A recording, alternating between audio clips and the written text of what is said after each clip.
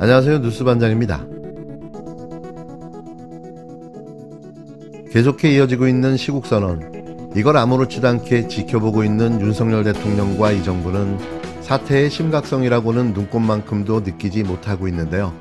오죽하면 대통령실 고위관계자라는 사람이 윤석열 정부에서는 시국선언 참여자가 3,000명이라며 문재인 정부 때 6,000명보다 적다는 한가한 소리까지 하고 있을까 싶습니다.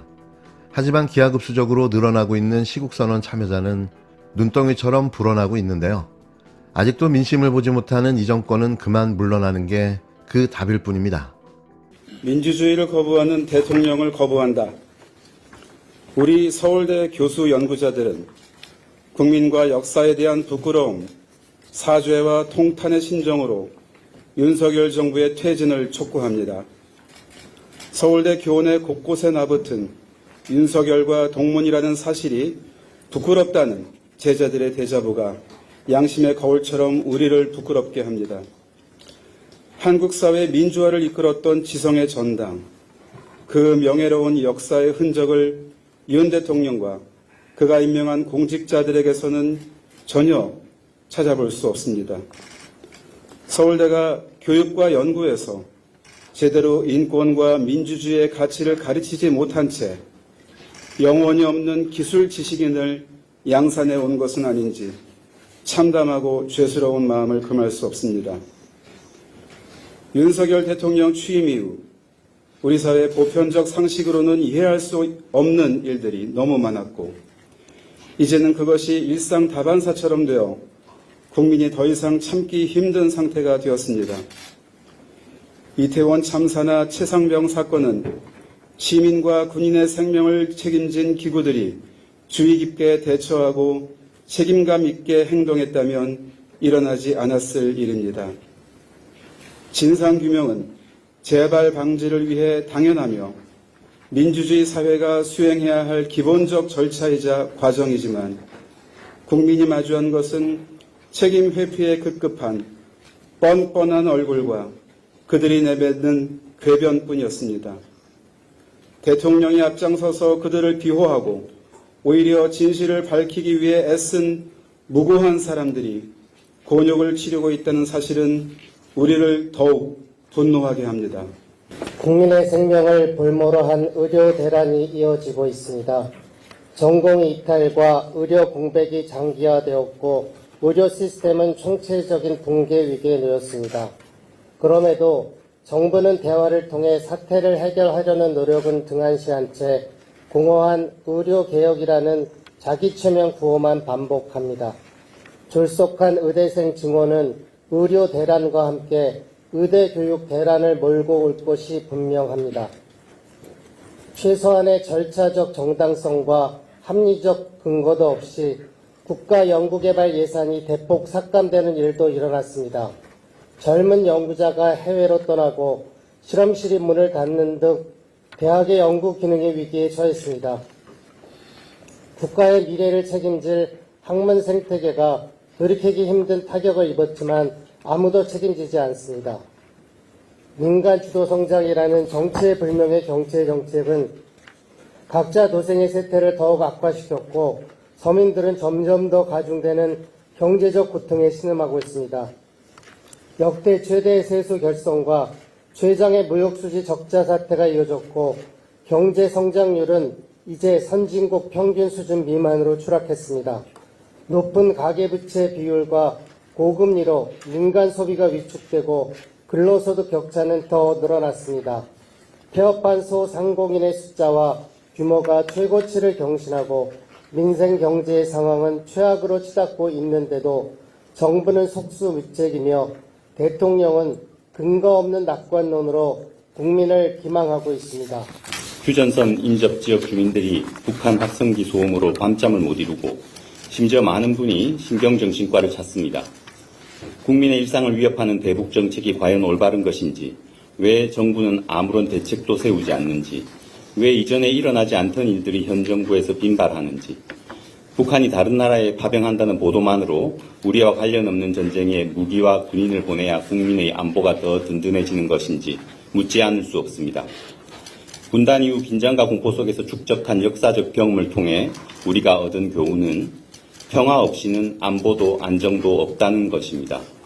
지금 정부가 지키려는 것이 국민의 안보입니까? 정권의 안보입니까? 윤석열 정부의 외교 성적표는 더 참담합니다. 역대 어느 정권보다 잦은 대통령 외국 순방의 결과로 국민에게 던져진 성과물은 바이든인지 날리면인지 묻는 전국민 청력 테스트와 순방 중 부인의 명품 쇼핑 논란이었습니다. 한일 간 외교를 정상화한다는 미명하에 이루어진 정상 외교는 후쿠시마 오염수 방류와 강제 동원된 조선인들의 원한이 서린 사도광산의 유네스코 세계유산 등록으로 돌아왔습니다. 국민의 자존심에 먹칠을 하는 대일 굴욕 외교를 지켜보며 이제 많은 이들이 독도 영유권 분쟁의 현실화를 우려하고 있습니다. 일제 침략에 희생된 자국민의 생명과 인권을 2차, 3차 가해하는 무도한 인사들이 요직에 임명되고 대한민국 정치의 보수와 진보가 함께 이룩한 헌법적 합의와 독립투쟁의 역사가 무참히 훼손되는 참상을 목도하면서 일본의 밀정이 정부의 주요 공직을 장악했다는 개탄까지 나오고 있습니다. 앞서 지난달 28일 가천대를 시작으로 그제 서울대까지 이어진 대학 교수 연구자들의 시국선언에는 현재까지 5,300여 명의 이름을 올린 것으로 전해졌는데요. 어제는 단국대와 덕성여대, 또 충청권의 사립대학 교수들이 윤석열 대통령의 퇴진을 촉구하는 시국선언 대열에 동참했습니다.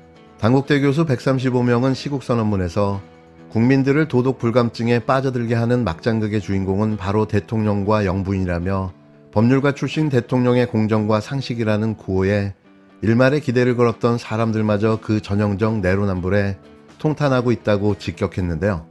이어 국정운영의 혼란과 국력 낭비를 최소화하기 위해 민생회복을 위해 대통령 스스로 자신이 걸맞는 자리에 앉아있는지 진지하게 고민할 때가 됐다고 꼬집었습니다.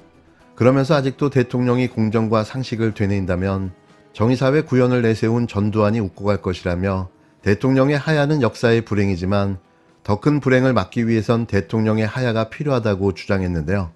덕성여대 교수 40명도 국정난맥과 민생 파탄으로 점철된 2년 반이었다며 민주적 절차와 의사결정에 의해 운영되어야 할 대한민국은 윤석열 대통령 부부와 한 줌도 안 되는 최측근 세력에 의해 철저히 유린당했다고 현 시국을 진단했습니다. 이들은 정권의 안위만을 추구하며 국가 존립을 위태롭게 하는 윤석열 정권의 무도함에 이제 제동을 걸고자 한다며 민주주의 체제와 가치에 위협을 가하며 돌진하는 무모한 윤석열 정권은 지금 당장 퇴진하라고 요구했는데요. 같은 날 순천향대와 모건대 등 대전 충청권 사립대학 33곳의 교수 235명도 기자회견을 열고 우리 윤 대통령의 이기적인 자유가 아니라 국민의 행복을 위한 자유를 원한다며 윤 대통령은 우리 사회를 더는 힘들게 하지 말고 현명한 판단을 내리라고 촉구했습니다. 상황이 이런데도 윤석열 대통령은 아직도 시국선언 참여자 숫자를 운운하며 사과도 반성조차 하지 않고 있는데요. 결국 끌어내려야 이 정권이 끝날 것으로 보여집니다. 정부의 실정보다 더 심각한 것은 민주주의 시스템의 붕괴입니다. 민주주의가 일상의 차원에서 제대로 작동하지 않고 오히려 민주주의를 지켜야 할 기구들이 우리 사회의 민주주의적 제도와 시스템을 훼손하고 있습니다.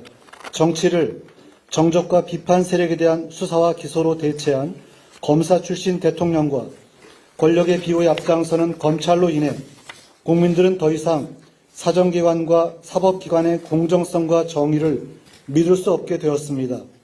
진실을 밝히기 위해 용기를 낸 소수의 의인들이 무너지는 민주주의를 가까스로 지탱해주고 있습니다. 언론의 권력 비판 기능과 국민의 인권과 알 권리를 지켜야 할 민주주의 시스템이 오히려 언론과 국민의 비판 목소리를 틀어막는 데 악용되는 일도 버젓이 벌어지고 있습니다.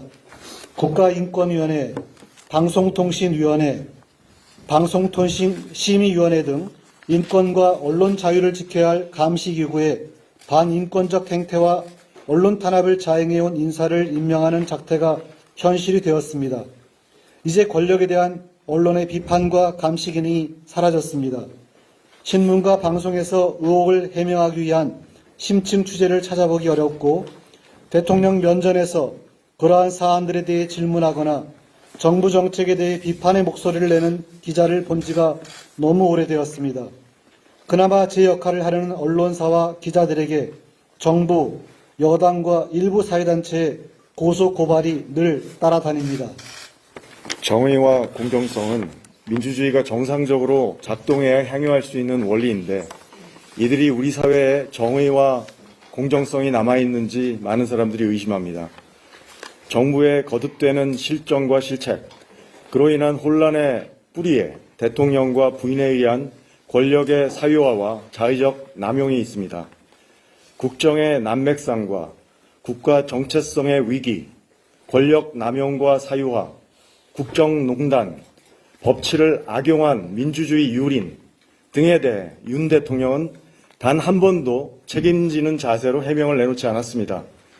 최근 국정농단 의혹에 대한 해명이라고 늘어놓은 안하 무인의 무성의한 기자회견은 오히려 시민들을 광장으로 불러 모았습니다. 국민들 사이에서 대통령이 내려와야 한다는 목소리가 점차 커지고 있습니다. 박근혜 대통령 탄핵으로 민주주의가 안착되고 개혁이 추진될 줄 알았는데 채 10년도 되지 않아 민주주의가 무너지고 정치, 사회, 경제, 문화 등 모든 영역에서 역행과 퇴행이 심각합니다. 모든 정치 세력이 탄핵에 동참했던 국민의 열망과 염원을 받아들이기 위해 제대로 일했는지 뼈아프게 반성해야 합니다. 대통령과 정부가 권력 수호와 비판 세력의 입을 막는 데만 몰두하면서 미래 한국 사회를 위해서나 지구촌의 한 구성원으로서 맡겨진 역할을 다하기 위해서 필요한 평화, 경제정의, 생태환경 등에 대한 논의와 준비가 제대로 이루어지지 않고 있습니다. 급박한 국제 정세 변동, 경제 위기, 인구 위기, 기후 위기 등에 대처할 수 있는 합리적 국가 시스템의 회복이 절실합니다. 윤 대통령이 하루라도 빨리 물러나야 합니다. 한국 사회의 장래를 위해서 그의 사퇴는 필연적입니다. 거부권은 결코 대통령의 특권이 아닙니다. 이제 국민이 대통령을 거부합니다. 국민 대다수는 이미 심정적으로 윤 대통령을 해고했습니다. 그리고 김건희를 둘러싼 각종 의혹, 그것을 은폐하기 위한 권력의 자의적 남용, 최근 불거진 공천 개입과 국정농단 의혹의 진실을 밝히기 위한 특검은 무너지는 민주주의를 일으켜 세우는 첫걸음이 될 것입니다.